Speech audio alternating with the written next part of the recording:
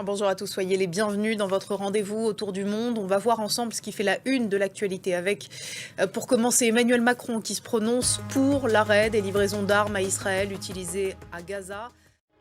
On ouvre ce journal avec les dernières déclarations du président français Emmanuel Macron qui s'est dit pour l'arrêt des livraisons d'armes à Israël utilisées à Gaza.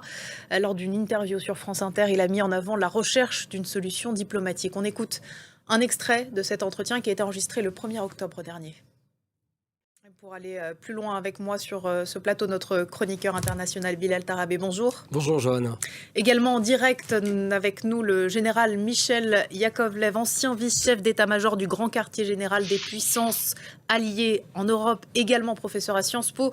Bonjour, merci d'avoir accepté notre invitation. Je m'adresse d'abord à vous, Bilal. Emmanuel Macron a été très précis dans sa formule, on l'a entendu il y a un instant, il parle des armes utilisées pour mener des combats à Gaza. Ça veut dire que ça ne concerne pas toutes les armes qui sont livrées à Israël ? Alors, comme il n'a pas poursuivi son propos, on ne sait pas de quoi il parle précisément.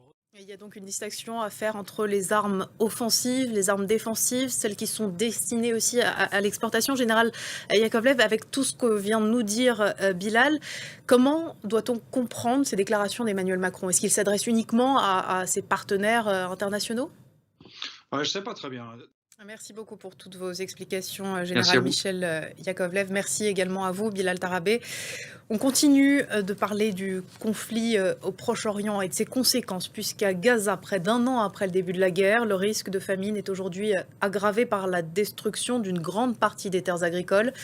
La population dépend de plus en plus de l'aide humanitaire, souvent insuffisante pour couvrir ses besoins nutritionnels. Rebecca Martin. Le 19e sommet de la francophonie se déroule depuis hier ici en France. Et c'est la fin de ce journal. Merci à tous de l'avoir suivi. Merci pour votre fidélité.